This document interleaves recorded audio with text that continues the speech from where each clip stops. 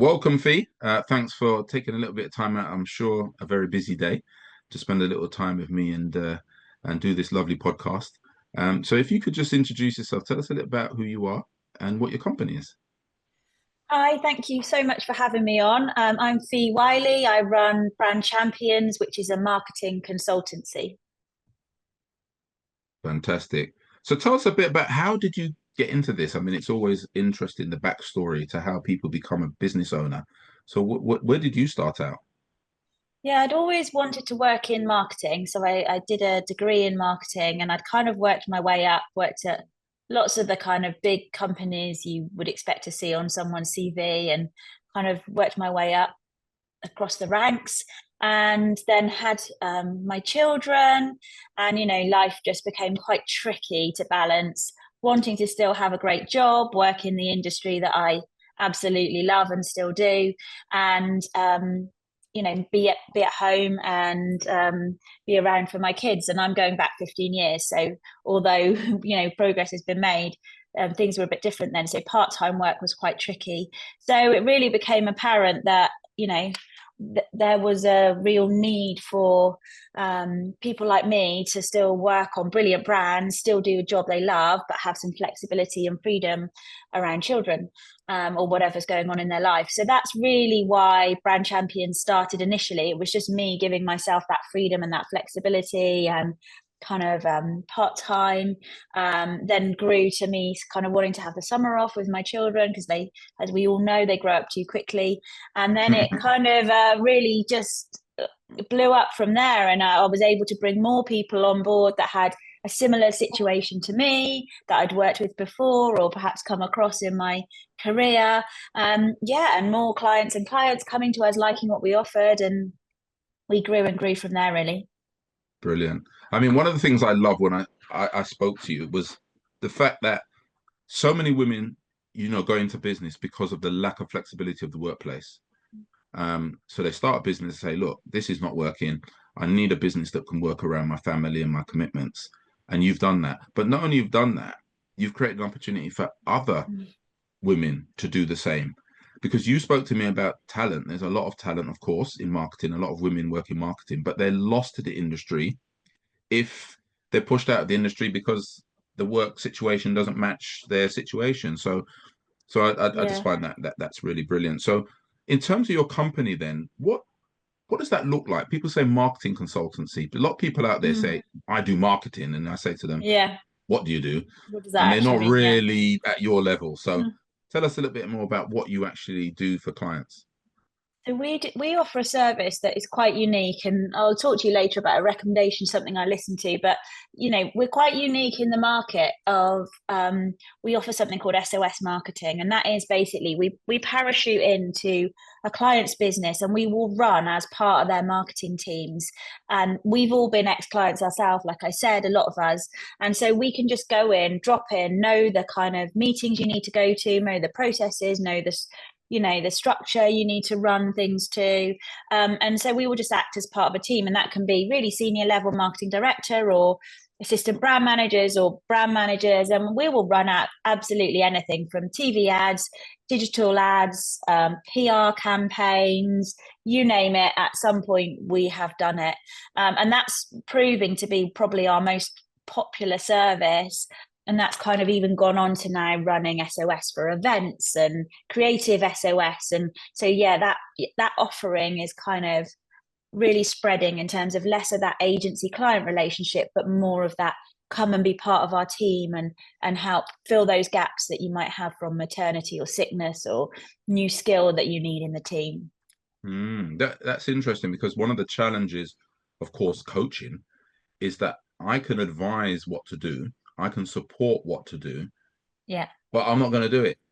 Yeah. It's a bit like Where, saying do your press ups, but it's not me doing the press ups. You got to do the press whereas ups. we So, do it, we actually but go you're in and do doing, it. yeah, Yeah. which I think is fantastic because people might.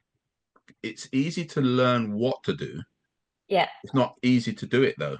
You can read No. it in a book or I don't know. You can watch a video or something. People can, or you could tell them what to do. But if they don't have the in-house capacity to do it, Exactly. what happens then? They'll walk away Yeah. and they'll go, 6 months later, how are you getting on? And we'll go, oh, we've not really got far. We haven't really done anything. Yeah, well, So time. We're also time poor these days. yeah, We're all in back-to-back meetings. We've all got increasing demands put on us. Like, how do you get to your day job, or how do you step away from your day job to do some of the big thinking stuff if you're in those back-to-back meetings? And, quite often I'm pulled in at a point that teams are at burnout.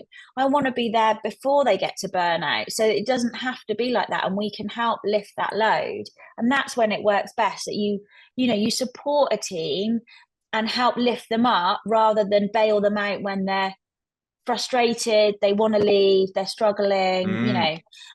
So it's a really fine line, isn't it, between spending money on additional resource and managing the workload. And yeah, so that's I guess where I think we can help most. no, brilliant. Yeah, and also doing it on the cheap doesn't necessarily work.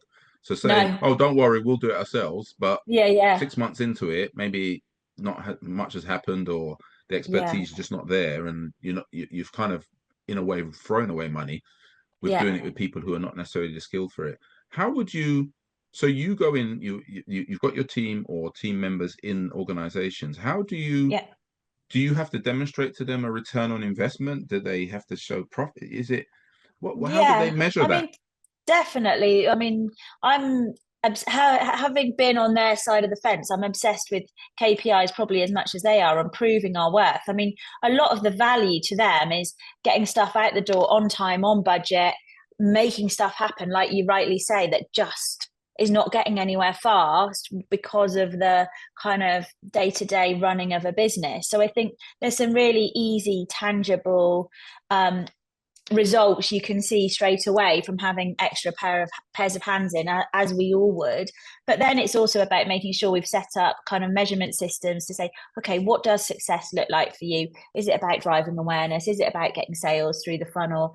Is it about just getting more people to consider your brand? So we're doing all of that KPI work as part of it to make sure they know what success looks like. We might be in a business a month, we might be in a business 12 months. It's really hard to say it's a one size fits all.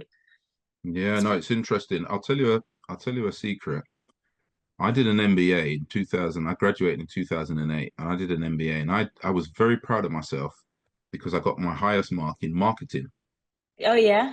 And when I went to Action Coach in 2011 to do training in the US, I realized I didn't know a damn thing about marketing because I thought marketing, the four P's and all this classic academic stuff. But the Yeah. people who were teaching me, I don't think had run a bath. They hadn't run anything. I don't think they've actually done marketing, if that makes sense. Yeah. You can read it in a book, but to understand that marketing is a very broad church, that's what I came to understand. It's broad from PR on one end to absolute profit on the other end, Yeah. and anything in between. So a lot of Yeah. people, what I find now, a lot of people come to me with what they say they're doing for marketing, and I say to them, I'm not talking big brands here. I'm talking small Yeah. Yeah. entrepreneurs, small businesses. So brand awareness is not really where they're at because they're so small. It's not really about brand. I mean, if you're a lot of, I don't They know, want sales. yeah, a restaurant on the high road, it's not really a Yeah. brand issue. It's more, how do you get people in there? Yeah. And they tell me all this stuff they're doing on social media and it's not working.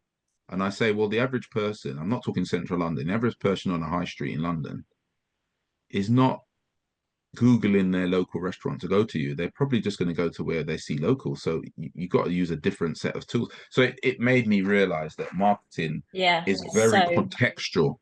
It's got to be yeah. contextual to that company. You can't just use something you've read in a book and just say, here is some marketing. It doesn't work that way. And from what I'm hearing from you, you get really into the company to really understand what is that company trying to do. And probably, I'm assuming, you have to advise them sometimes gently that maybe all their PR stuff that they're talking about is not necessarily going to match making money. So you've got to kind of steer them into, yes, brand awareness, but don't you want customers to buy from you as well?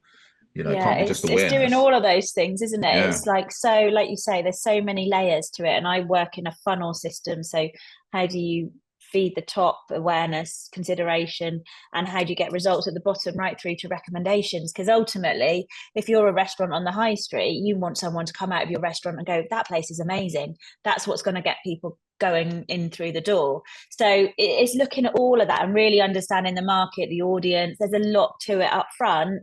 If you've not done that upfront work, it's not going to pay back in the execution stuff. So yeah, it's more complicated than people think. We're not just colouring pretty pictures, as some of my 100%. friends tell me all the time.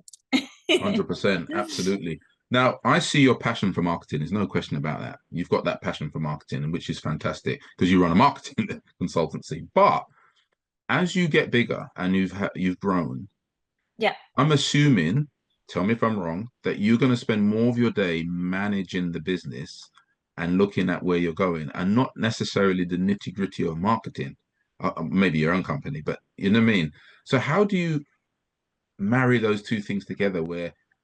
What's your day? You know, and I'm sort of asking, what's your day job? What do you spend your time doing? it's Focusing so on. varied. Yeah, it's so varied. Like every day is different.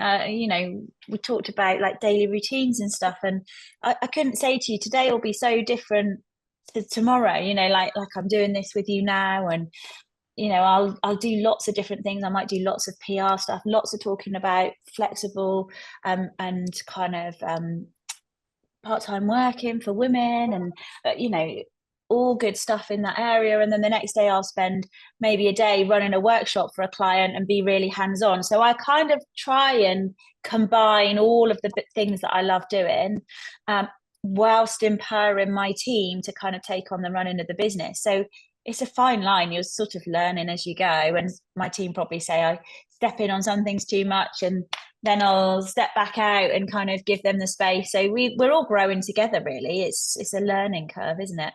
Yeah, absolutely. So one of the things we spoke about before the interview was about women's health Yeah. and women in general. Could you tell me a bit about how does your business, or how does your life, the things you do, how do you Yeah. champion that among, in terms of the things you're doing? I'm really lucky. I've got a few clients that are already in the women's health space, particularly menopause. So I've worked with some brands. So I feel fairly well qualified to want to be able to talk about it. And then having a team that is sort of 80-90% women, as I say, we're varying ages, and we've all been through many things in women's health, right from periods, menopause, childbirth, all of those things that affect women in terms of their health across their careers as well. And you can see we've actually ran our own research and had some really alarming results of how many people were exiting businesses because they just weren't being supported, and how sort of isolating it was when you compare that to the sort of men's health and how sort of stable it stays across those years. And so that's why it's something I will always talk about. I'm super passionate. I've run a few panels on it, and we'll continue to work in that area to just tirelessly keep the conversation going and champion the conversation, because I think you can't do anything about it if you're not prepared to speak about it. And I am really open to have that dialogue. And I have that dialogue with men because I think it's all very well saying, oh, it's different for men. You have to have that dialogue with them as well, right? Absolutely, 100%. That's really brilliant. It may be something we might talk off camera as well about some opportunities that you could be a good person to come and do a talk at some places, because I work with a lot of organizations and we do a lot of work around equality and diversity, but lived experiences, but also evidence-based thinking can help, because you get 10 people in a room, everybody's got an opinion, bit like being down the pub, isn't it? But when you have data and lived experience, it trumps just an opinion, and insight is key. Yeah. Otherwise you just we just go around in circles, isn't it? I don't agree, you agree, and we're just not going anywhere. So that's interesting. Do you have any particular people you admire in business or personally? Oh, so many. When I was thinking about this, there's just so many. It's so hard to think. So one of the people, when you ask me who do I think of as a successful person in business, I go right back to Coco Chanel, right? Which if you think about what she did for the fashion industry and how she was so pioneering of her day, and she changed women's fashion, she was so independent, she was just fearless and bold and brave, and I think that's really inspirational. And then you bring that up to more recent years, someone like Anita, who was, founded and started the Body Shop, so strongly believed in changing and making consumers more aware of the products they were buying. I think, again, there's just, you can look to every single avenue, and there's just so many inspirational, for me personally, inspirational women who have done amazing things in business. No, that's interesting. And fortunately, we live in a time when people have become more aware of women in business and what their contribution is in business. My wife was on a webinar a few days ago with Deborah Meaden. Apparently, it was a world record for the number of people on a webinar. Apparently, it trumped Bill Gates. So that was quite interesting to see how things Wow. are. Yeah, apparently, I don't know if it's true, but it sounded good anyway. It's a good stat. It's a good stat. It's We'll a go good with story, the stat. it's a good story, Yeah. and it sounds good. So I'm not Yeah. knocking it, but it was just interesting that people like Deborah Mead and like yourself and others are higher profile and giving a perception of women in business, which is I hope, a positive perception of women in business. I hope so too. And the fact that they're not all, they're a lot of women with children.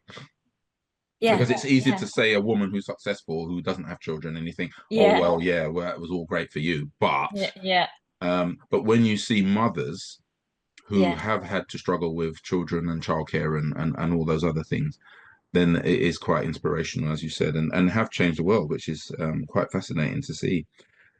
In terms of your business, I don't know how far in the future you look, because it is difficult to predict the future. I mean, there's things that happen, like, I don't know, maybe Brexit, maybe COVID, maybe Trump winning the second time. I don't know. The first time even, I don't know. It surprises people sometimes, but we don't know what's going to happen in the next 5 years. But, we still encourage business owners to have some kind of plans or vision for where they're going. What's the plan for the brand champions in maybe the next 5 years or so? I think you're right. You're absolutely right. Like, it's really hard to predict. I go to things like AI that are massively changing the way our industry works. And so it's really hard to predict. What I would say is my goals stay the same. I want to continue growing in a turnover goal. I want to do something that makes clients happy. So I measure client satisfaction, and that's my key measure of success, and my team happiness, and I measure my team happiness. And I think as long as I keep doing those three things for the next 5 years, then I'm winning, and then we keep doing what we're doing. And I like you rightly say, I absolutely love this industry and love what I do. And so as long as I've got that love for the industry, it might change. The shape of the business might change. We might do slightly different things, and we might innovate with what's happening in the market. But yeah, I mean, it would be really sad times if we didn't have a plan for growth and a plan to keep doing something that we genuinely love. Yeah, no, that's brilliant. I like the three pillars. You mentioned turnover for the business, customer success, and happy team. That's a pretty good triangle of to base any business on, those three pillars, because there are measurables as well. They can be measured. They're not just a sort of a aspirational thing, that because some people say to me, how do you measure these things? But I say, well, obviously money can be measured. That's one. And profits, but you can measure customer satisfaction if you're willing to ask. You don't need to be scared. I always say to companies, you don't want to be scared of your customer, because wouldn't you rather them tell you what they think than saying it behind your back? You want to know what they think, good and bad. I mean, you want to know the good things as well, isn't it? Because there could be good things you do that you're thinking of changing that they don't want you to change. Do you remember that classic? Sorry, go on. No, go on. I was going to say that there was a classic moment many years ago when Coca-Cola, one of the biggest companies in the world, somebody had a great idea that they were going to make a classic Coke, a new version. And they did all the testing and all the taste tests, and it won all the taste tests. And when they launched it, it bombed terribly because they didn't factor in one thing: human psyche. That people didn't want change. When you tested them, they said, "Oh yeah, that tastes nice." But when they went to the shop, they wanted to buy what they always bought because that's what they knew. and they didn't want a new version, and it bombed terribly, almost caused them to, turn the company upside down because of Yeah. some great idea that, that's going to happen. And so you can test customer satisfaction, but you've got to be a bit careful with Yeah. some Yeah, you have.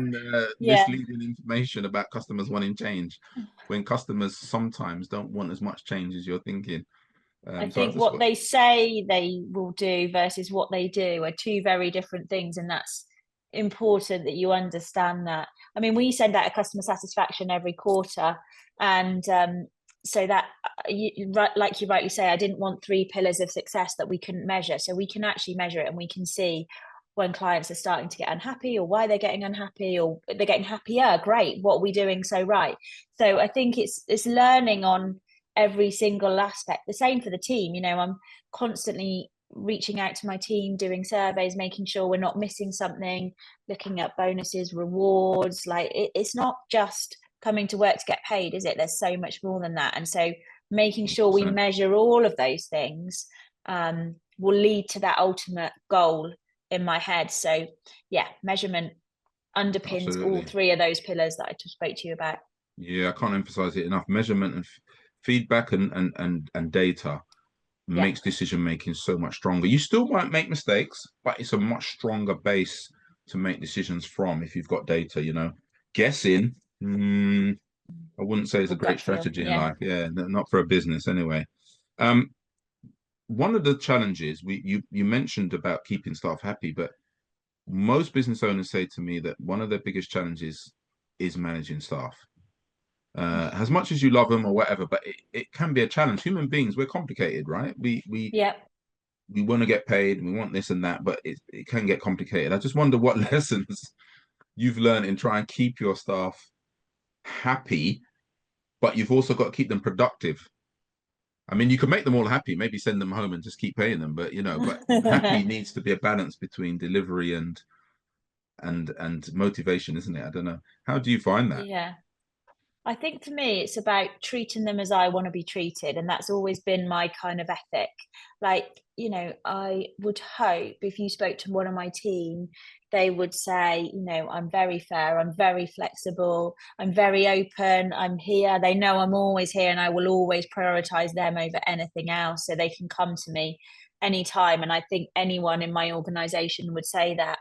So, but also I like to treat them individually rather than a collective. So some of my team want more time with me, or more face to face, or more training, whereas some of my team want to be left and want to be quite empowered to get on and do their own thing. So I think for me, it's understanding those different dynamics that every single person has got in your team, and changing your behavior accordingly rather than expecting them to change their behavior to meet you. So that's always been my kind of philosophy, and I've definitely learned that as I've got older. I definitely didn't get that right in my early days in my career, because you sort of end up being a manager not necessarily for having the right management skills, but for being good at your job, which I always find is a bit bizarre.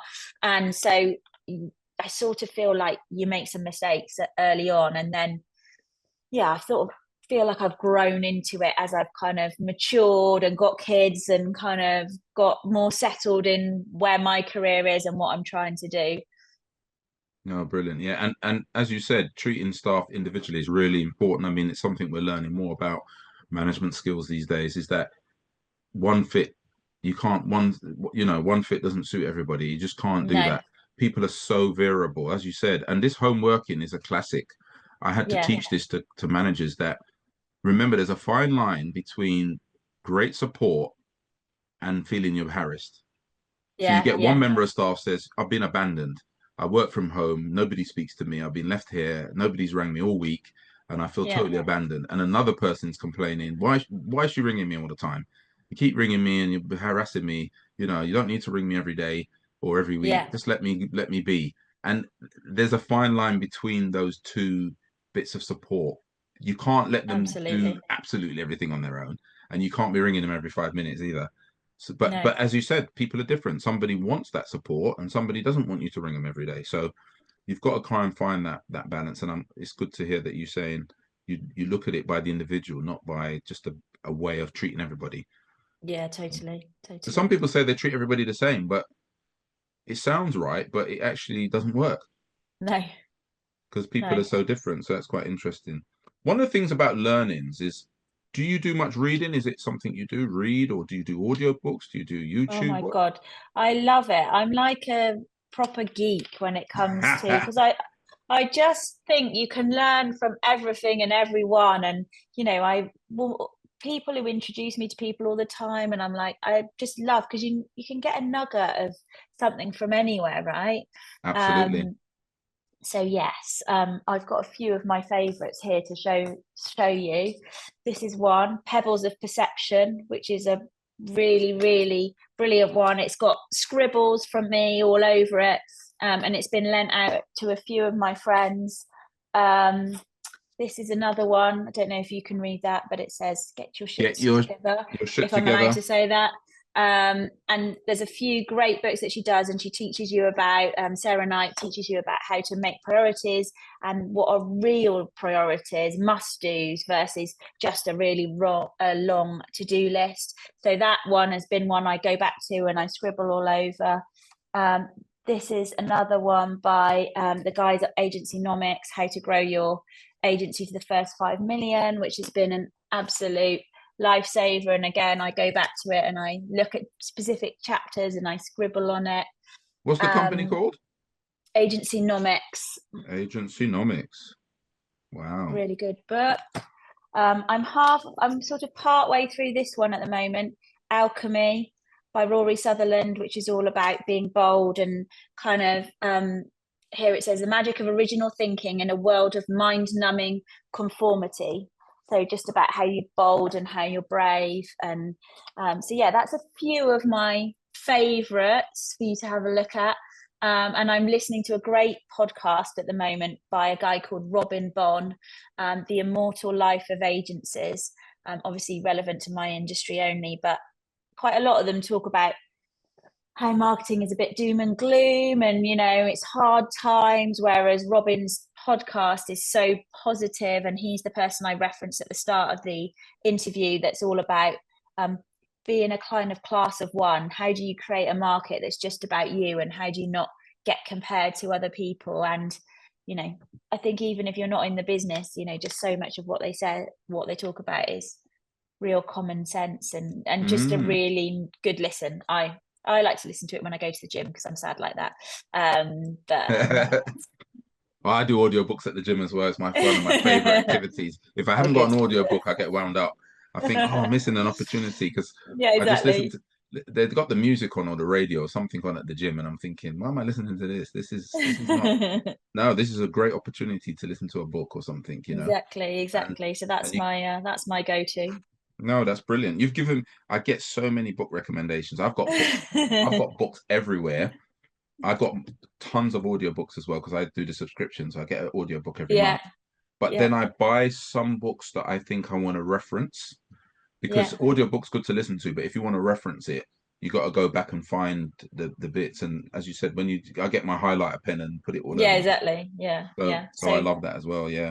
So now I can identify with that. But there's some books there that I'm definitely going to look into and see if I can get. Pebbles of Wisdom is definitely one that's not relevant to my industry. It's actually just a really good. What's that one called? The first one I showed you, Pebbles of Wisdom by Lawrence Anderson. I wrote down Pebbles of Perception. Why did I write that? Sorry, you're right. It's Pebbles of Perception. It says how a few good choices make all the difference. Yeah, my wife, who I think will be interested in some of these as well. So I'll mention them to her as well. Fantastic. So we're coming towards the end, and I've absolutely enjoyed it. I love doing these. I learned so much. If I gave you £100 million, it's a nice thought, isn't it? £100 million. Yeah, you go to. Is this going to be a big surprise at the end of the podcast? Just grabbing it now. Give you £100 million and say, and to invest in your business or in other businesses, what would you do with it? Do you know what? Honestly, I'd keep doing what we're doing, but I'd do more of it. There's so many businesses that I think that we can help, and I just can't get the word out fast enough or get enough coverage to get to enough people. So I would definitely try and scale at speed and do more of what we're doing to spread the good word, because I think we're getting really positive feedback.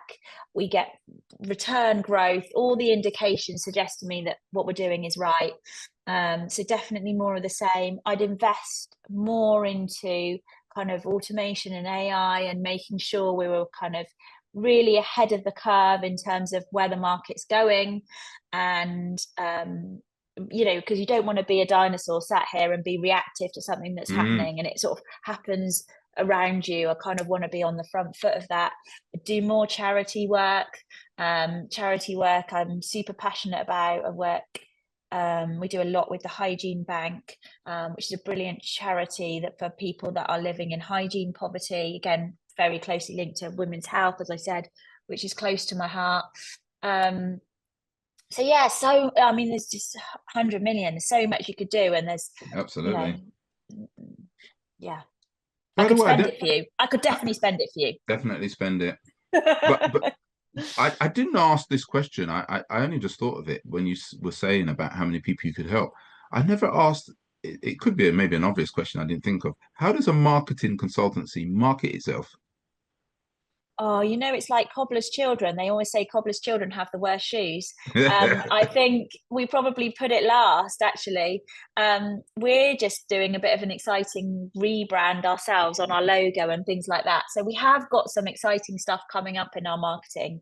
I love running in-person events. So we do a lot of sort of really good in-person events. Sneak preview, the next one that we're having. We've got a very exciting winner of the Olympics coming to talk, Oh, wow. because it's all about having that champion mindset. So stuff Yeah, like yeah. that, that's the stuff I love doing. And it's just a great way to kind of meet and greet people and people to see us in real life, you know, and much rather spend. I always say to people, don't spend any money on marketing until you really know what you're doing, because you want every pound to count. You don't want to be throwing money away. So yeah, I try and pick the right things very wisely, hopefully. No, brilliant. Brilliant. And just my final question really is, I'm sure many of the people watching this will be business owners. Some might be aspiring business owners. What couple of tips would you give them about just the business in general?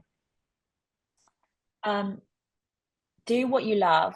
Like, I think if you've got to a point where you're really miserable and you're really hating it and you can't just see your way out, it's not the right business for you. I mean, I'm really lucky that I love it. And don't get me wrong, that I have tough days and there's challenges and all of that good stuff. But on the whole, the love for this industry kind of keeps me going. So I would say that is my number one tip. The worst piece of advice I was ever given when I started out was there are no friends in business. That is categorically the worst advice ever, because I am surrounded by friends that have helped me, that have recommended me, that have given me tips, that have, you know, sort of lifted me when I felt like things are really tough. So I would say surround yourself by people you trust and let them support you and give them the freedom to do what they do well as well, rather than trying to sort of micromanage everything. So they're kind of like my two kind of biggest tips, I would say. No, I love that. Yeah, it is interesting because tonight we have Dragon and sorry, tonight we have The Apprentice on, Oh yeah. and it can do a lot of damage to the perception of us in business, that you get those people at the beginning and say, I'll step on anybody's neck to achieve what I want to achieve. And you're thinking, we're trying to get away from that perception that all business people are bad and wicked and horrible. And then you get that program on and it's like, to win this, you got to be really horrible to other people. It's like, but no, the best way in business is collaboration. And as you said, you'd be surprised. People out there will support you and do it for nothing. It's not like there's something in it for them necessarily. They'll just do it because they like you or because they believe in your project or whatever it is. And it's really nice to hear that the worst advice was somebody telling you there's no friends in business. Well, that doesn't have to be the case. It doesn't have to be so cynical. I am definitely not recruiting anyone who says they will do what they can or step on anyone to get success, that's like my red flag. I'd be It's a like, terrible. yeah, you're definitely not in my business. It's a terrible message, So isn't it? yeah, I mean, why would you want somebody like that in your company? I mean, what damage could they potentially do to one of your yeah, clients or whoever else? Damage your reputation if they go out there yeah, behaving in that way. So absolutely yeah, not. So yeah, glad to finish on a positive about human beings. Not all human yeah. beings are horrible and bad. Absolutely not. There's a lot of good ones out there. Yeah. So V, I just wanted to say absolutely thank you for taking time out to give us all these nuggets and fantastic book recommendations. Loads of stuff we're learning from you here. So I'm hoping everybody else got as much out of it as I did. Thank you so much. So nice to meet you. Thank you.